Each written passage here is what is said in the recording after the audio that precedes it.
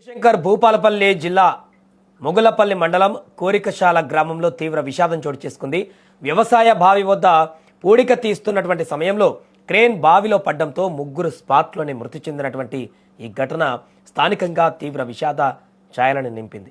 భూపాలపల్లి జిల్లా మొగులపల్లి మండలం కోరికశాల గ్రామానికి చెందినటువంటి సుకినే దేవరావు, మోహన్ రావు అన్నదమ్ములు. వారి వ్యవసాయ బావిలో మట్టి పేరుకుపోయి నీరు అడగంటింది. దీంతో శనివారం సాయంత్రం వారు క్రేన్ తీసుకొచ్చి సాయంత్రం పూడిక తీస్తుండగా పెద్ద రాయి అడ్డుపడింది.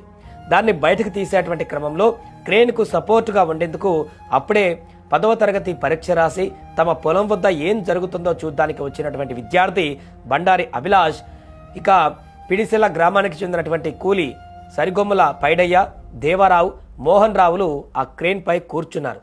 రాయి బావి మధ్యలోకి రాగానే ఒక్కసారిగా క్రేన్ వైర్ తెగిపోవడంతో క్రేన్తో సహా 4 బావిలో పడిపోయారు.